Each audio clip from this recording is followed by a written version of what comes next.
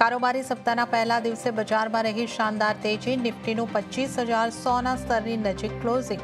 Banking શેર્સે આપ્યો સારો support. Mid cap અને સ્મોલ કેપમાં પણ રહ્યો ખરીદારીનો માહોલ. સારા પરિણામ છતાં રિલાયન્સમાં જોવા મળી નફા વસૂલી. 3.25% ઘટીને બન્યો નિફ્ટીનો ટોપ લૂઝર. રેકોર્ડ ઊંચાઈ ઉપર નફો. ન્યૂ એનર્જી કારોબારને લઈને બ્રોકરેજ બુલિશ. આ તરફ રિટેલર્સ અને જીઓ પ્લેટફોર્મનું પણ સારું પ્રદર્શન.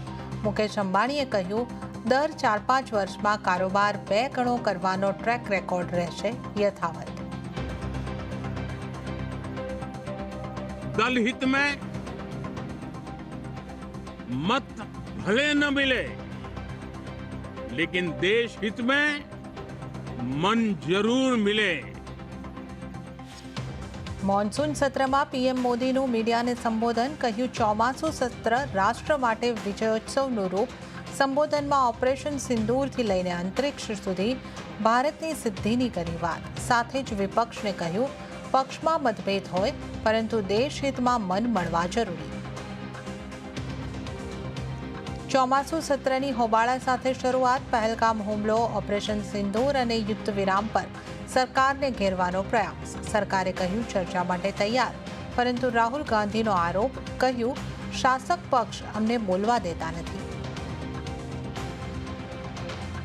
અમદાવાદ પ્લેન ક્રેશ પર રાજ્યસભામાં બોલ્યા કેન્દ્રીય ઉડ્ડયન મંત્રી રામમોહન નાયડુ.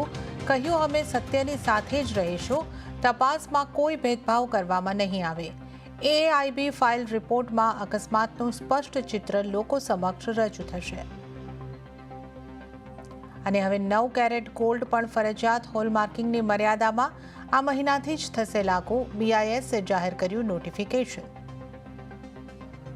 અને ફ્રોડ રોકવાને લઈને આધાર સિસ્ટમમાં થશે સુધારો. મશીન લર્નિંગ અને એઆઈના ઉપયોગથી દૂર કરવામાં આવશે ગડબડીઓ. પેન, સીબીએસઈ, મનરેગા સાથે જોડાશે ડેટાબેઝ. અને રાજ્યમાં ફરી શરૂ થશે ભારે વરસાદનો રાઉન્ડ. 27મી સુધી ઘણા જિલ્લાઓમાં ભારે વરસાદની આગાહી. થંડરસ્ટ્રોમ એક્ટિવિટી પણ થઈ શકે.